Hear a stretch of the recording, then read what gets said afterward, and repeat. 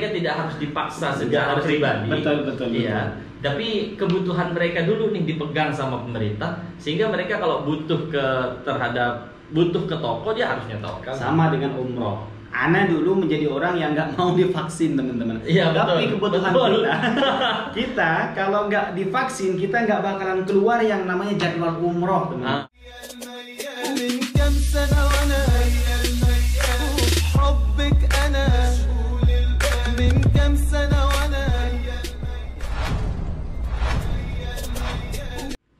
Assalamualaikum warahmatullahi wabarakatuh. Sahabat-sahabat yang dirahmati Allah Subhanahu wa taala, jumpa lagi di vlog saya Khairul Azam Al-Farizi. Alhamdulillah teman-teman. Pada kesempatan vlog kali ini teman-teman, saya tetap ditemani Ustaz Bashir ingin membahas salah satu aplikasi canggih dari Arab Saudi dalam memerangi pandemi Covid-19. Betul. Ya. Karena banyak yang bertanya kepada saya, aplikasi apa sih sebenarnya yang dipakai oleh Arab Saudi dalam memerangi pandemi Covid-19 dan menekan penyebaran pandemi Covid-19 di Arab Saudi. Nah, untuk membahas itu, saya sengaja menghadirkan Ustaz Bashir Al-Hamid untuk menjelaskan lebih detail apa-apa saja fungsinya daripada Tawakkalna ini, sehingga orang-orang bisa terdeteksi siapa saja yang terkena dan siapa yang maksudnya siapa saja yang berkumpul, mereka yang terkena Covid berkumpul sama yang tidak kena atau tidak, seperti itu semua bisa dilacak, teman-teman. Nah, Ustaz, kita ingin membahas salah satu aplikasi di Arab Saudi yang bernama Tawakkalna. Sebenarnya kegunaan atau fungsi utama Tawakkalna ini apa nih, Ustaz? Begini teman-teman ya, Sahabat Azam dirahmati oleh Allah Subhanahu wa taala. Dulu kita mengenal ada satu aplikasi bagus juga ya, yang bisa menyimpan data kita, baik itu data kita secara pribadi, dari mulai iqamah, dari mulai alamat, dari mulai data paspor, kemudian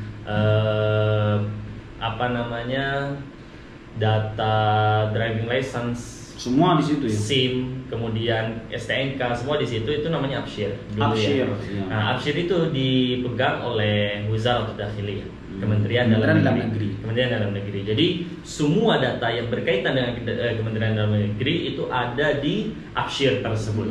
Nah, Abshir ini teman-teman ya, Abshir ini yang bisa mengakses Abshir ini salah satunya adalah kafil. Iya, kafil. Misalkan kayak saya punya kafil orang Arab. Nah, orang Arab itu yang bisa mengakses Abshir itu. Contoh, walaupun kita punya Abshir, tapi kita tidak mempunyai hak penuh terhadap Abshir kita. Kenapa? Kayak misalnya kita mau pulang harus seizin kafil. Oke. Jadi kayak misalkan taksyirah yang ada di dalam kafil itu harus bisa kita keluarkan kalau kafil yang meng-ACC. Makanya banyak orang-orang yang salah paham. Saya kaburan, bisa nggak saya pulang sendiri? Ya bisa. Nggak bisa. Nggak bisa. Karena harus harus ada kafilnya gitu. Harus ada izin kafilnya gitu lah. Jadi teman-teman yang kaburan, berarti kan istilahnya kaburan dari kafil gitu ya. Kabur dari kafilnya. Artinya dia kabur dari penanggung jawabnya. Jadi kalau misalnya mau pulang, ya harus ada persetujuan dari penanggung jawabnya gitu loh. Dan surat pulang atau surat jalan atau taksyirannya bisa nggak diambil dari Abshir? Diambilkan di Abshir majikan? Bisa kalau misalnya diambil, yang penting majikannya mau. Gitu. Bisa, nanti majikannya mau. Berarti kalau ada orang yang mengatakan pengambilan exit itu memakan waktu sampai 2 bulan gitu, apa? Gak ada, Abshir itu tinggal enter selesai. Oh, berarti cuma diakses dari Abshir itu? Iya. Saya, teman-teman, saya kan merofik ya. Paman saya itu kan orang Indo juga, saya merofik ke paman saya. Berkafil yang penanggung jawab itu ke paman? Paman saya. Nah, paman saya itu yang bertanggung jawab adalah orang Arabnya, kafilnya dia. Saya kalau perpanjang iqamah itu cuma 2 menit. 2 menit? 2 menit, saya jamin. Contoh, saya perpanjang iqamah itu cuma butuh 2. 1, uang. Oke. Saya bayar rusum sekitar 5.400 1 tahun. Rusum itu apa? Rusum itu kayak pajak tinggal. Pajak tinggal, oke. Bayar rusum saya ke Maktab Sedat, seret, dapat waraga, ya kan? Habis itu saya pulang ke rumah, buka laptop, ngambil HP paman saya, saya masuk di Abshir paman saya, datang SMS ke HP paman saya masukkan, habis itu saya buka data saya, tajdid iqamah, selesai. Apa ya? Gak ada yang sulit sekarang. Berarti taksyirah pun demikian. Taksyirah pun demikian. Jadi Ya mungkin ya ada orang Arab yang tidak paham. Ta'syirah itu apa sebenarnya? Ta'syirah itu kayak kita visa ya. Visa. Ta'syirah itu ada ta'syirah khuruj nihai, ada ta'syirah khuruj wa audah. Artinya ta'syirah khuruj audah itu cuti. Surat cuti. Kalau misalnya ta'syirah khuruj nihai itu surat exit. Final exit, tidak balik lagi ke Saudi. Nah, untuk menerbitkan dua itu sebenarnya kita tinggal ngomong aja sama majikan. Kalau majikan mau, sebenarnya dia tinggal buka absir. Orang banyak kok kan penumpang kita dibikinkan di bandara. Iya, benar. Ya kan? Itu nggak nyampe sejam lah. Iya, benar. Langsung diterbitkan. Itu aplikasi canggih ke data-data kita di Arab Saudi, absir. Untuk absir. Jadi tidak harus ke kantor imigrasi ngambil janji temu, kita nemuin ini, minta tanda tangan ini, stempel ini. No, semuanya sudah di ACC, di absir, dan itu semuanya terinkripsi ya. Terinkripsi itu artinya data-data itu tidak bocor kecuali diketahui oleh Wizaratul Dakhiliyah. Itu Kementerian Dalam Negeri. Nah, sekarang itu untuk mengontrol kita apakah kita ada di dalam negeri atau di luar, itu bisa ketahuan dari absir. Ya, bisa ketahuan di dalam absir. Apakah kita punya ta'syirah yang sedang berjalan atau tidak punya ta'syirah yang sedang berjalan, bisa dikontrol di absir. Apakah iqamah kita mati atau tidak, bisa dikontrol di situ. Dan sekarang absir itu keluar lagi satu lagi absir namanya absir individual. Di situ teman-teman bisa mengakses digital ID. Artinya apa? Kalau misalnya kita ketinggalan iqamah, tinggal KTP, dengan iqamah di rumah, atau ketinggalan lisensi kendaraan di rumah, ketinggalan STNK di rumah, kita tinggal buka itu, akses pakai wajah, kita tunjukkan barcode-nya ke polisi, di-scan sama dia, udah selesai. Dan semua itu valid. Dan kita tidak bisa mengakses digital ID kecuali iqamah kita betul-betul iqamah yang diterbitkan oleh Wizarah Dakhiliyah. Itu aplikasi untuk Wizarah Dakhiliyah ya. Mereka berhasil. Kementerian Dalam Negeri. Sekarang kita mau bahas tentang Tawakkalna. Tawakkalna ini aplikasi siapa sih? Wizaratul Seha. Wizaratul Seha itu Kementerian Kesehatan. Iya. Kalau canggih lagi nih teman-teman. Kalau misalnya tadi itu mengontrol data diri kita secara hukum ya, nah ini mengontrol kesehatan kita. Iya, benar. Jadi data yang ada di absir pun masuk ke data yang ada di Tawakkalna gitu. Cuma di Tawakkalna itu ada beberapa tambahan seperti health passport, kayak data kesehatan kita gitu loh. Kemudian di sana itu ketika kita masuk Tawakkalna, kita harus mengaktifkan lokasi, karena dengan kita login di Tawakkalna, kita juga akan kita juga akan terdeteksi kita ada di mana, kita kumpul dengan siapa, kumpul berapa orang. Dan aplikasi Tawakkalna itu biasanya dipadukan dengan aplikasi satu lagi namanya Taba'ud. Iya, Taba'ud itu yang antum tadi bilang, kalau kita dekat dengan orang yang terinfeksi akan berbunyi. Wow. Itu dengan aplikasi Taba'ud. Jadi seumpamanya saya tidak tahu kalau antum positif nih. Iya. Tiba-tiba misalkan antum positif, saya berkumpul di sini dengan antum. Saya punya Taba'ud, antum punya Taba'ud. Iya. Karena nggak tahu kalau antum positif. Betul. Tiba-tiba anak berkumpul, otomatis berbunyi. Minimal jadi saya bisa tahu kalau dia positif, teman-teman. Minimal kalau nggak ini datang notifikasi atau bergetar HP itu. Wow, itu aplikasi Taba'ud ya. Aplikasi Taba'ud dengan Tawakkalna. Nah, sementara di Tawakkalna, teman-teman, ini ada yang seperti ini. Bisa dijelaskan nggak, Zat? Ada yang coba dibuka di antum. Oke. Saya tunjukkan punya saya yang aplikasi sekarang ada barcode, teman-teman, barcode-nya beda-beda. Ada di sini punya saya, ini sudah menjadi hijau tua ya. Kalau saya klik di sini, ini hijau tua. Hijau tua ini apa, Ustaz? Hijau tua ini seperti yang bisa kita baca di sini, hijau tua itu bagi orang-orang yang sudah tervaksin dan orang-orang yang sembuh dari corona. Oh, berarti hijau tua? Hijau tua semuanya. Karena orang yang sembuh dari corona itu dikategorikan dengan orang-orang yang sudah tervaksin.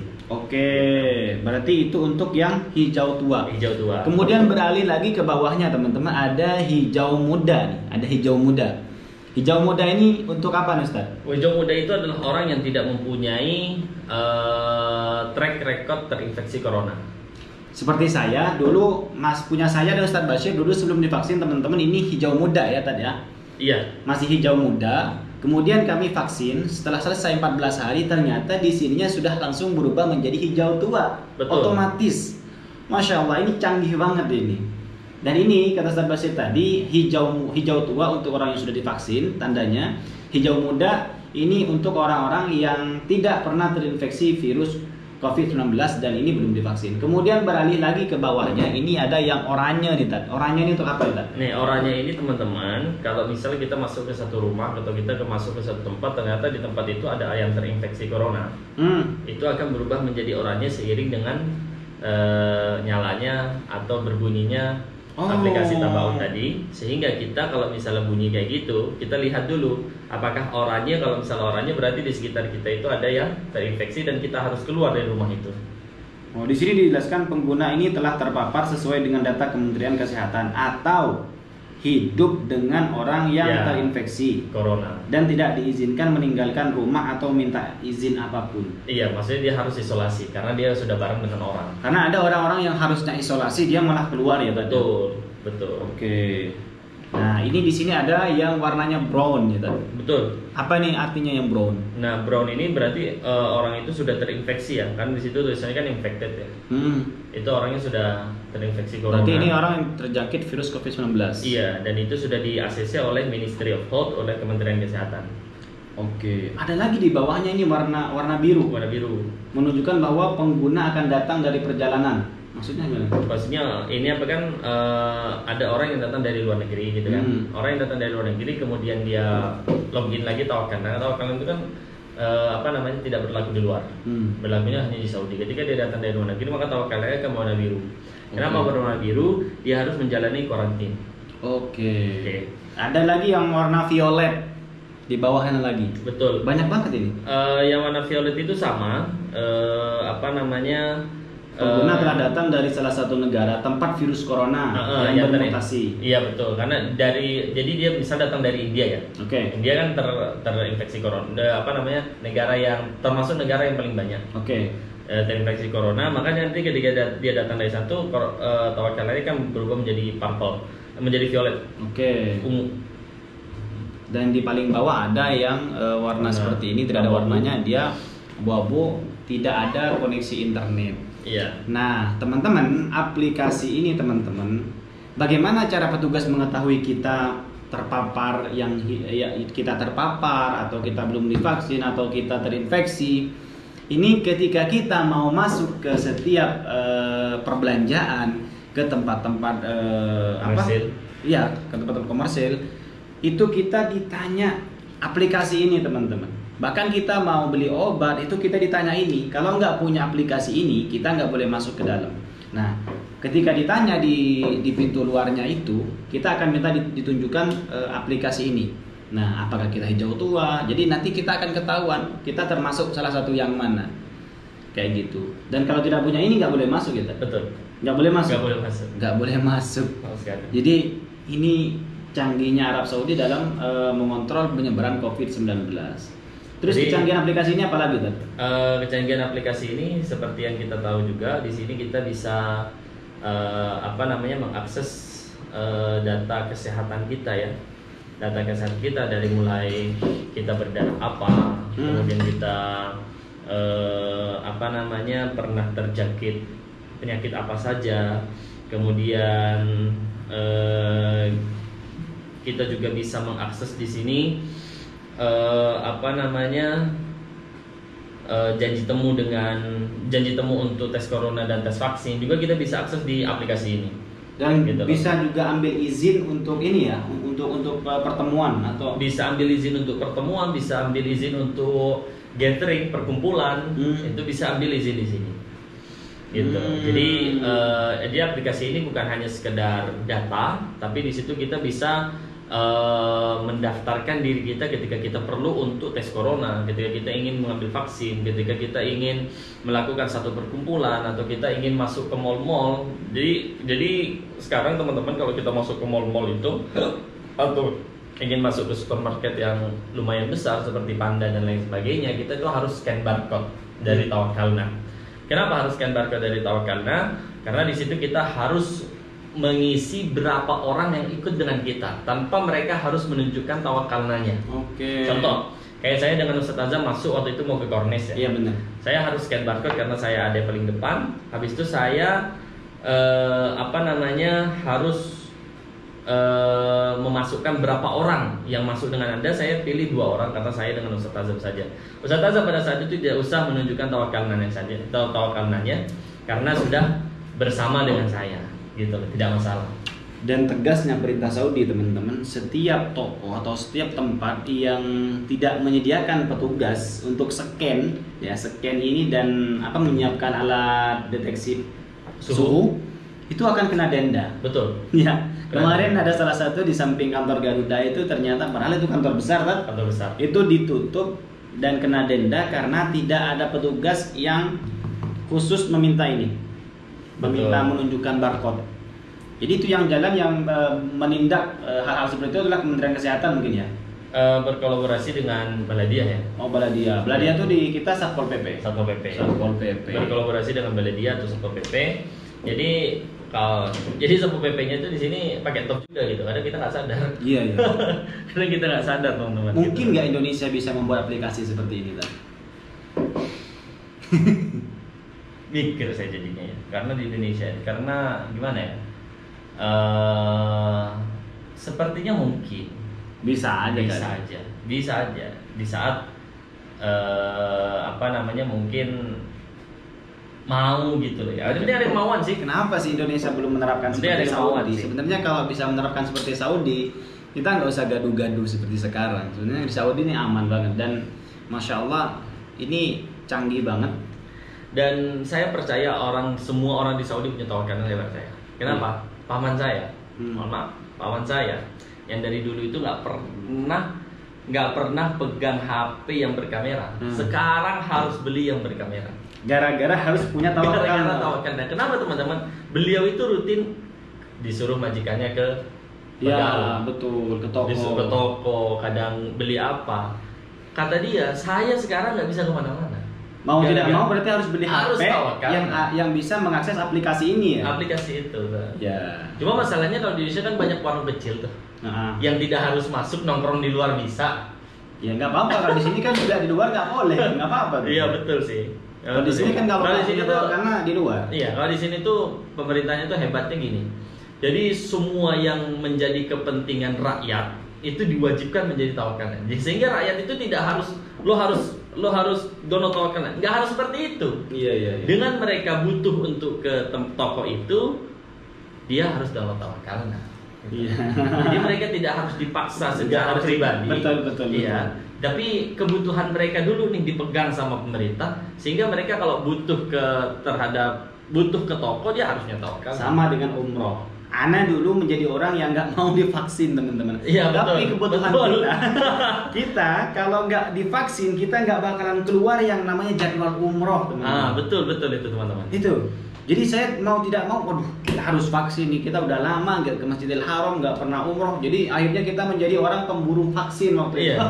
Jadi sini teman-teman vaksin itu ya sangat jarang sekali berita. Oh vaksin itu begini. Kalian harus vaksin. Itu jarang ada, tapi jarang.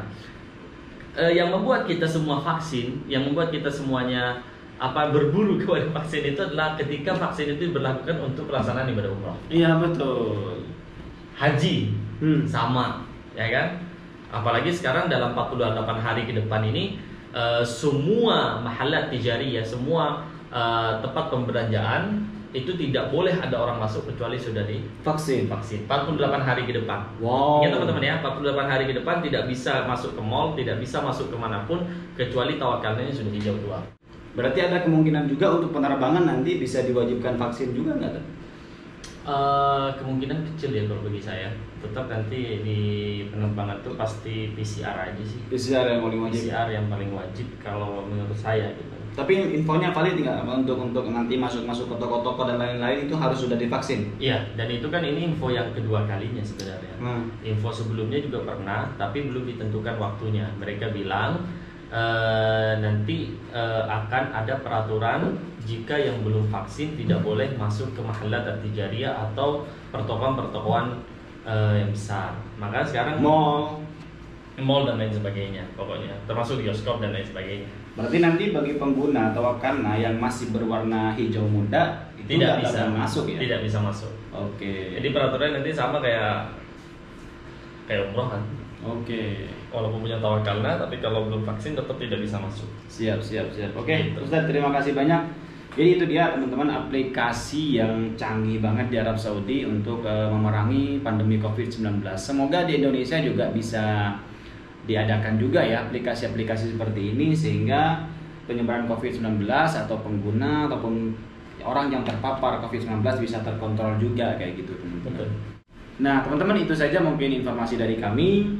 Semoga bermanfaat dan semoga kalian semua selalu dilindungi Allah Subhanahu wa taala, dijauhkan daripada pandemi COVID-19. Sampai jumpa di video-video berikutnya. Wassalamualaikum warahmatullahi wabarakatuh.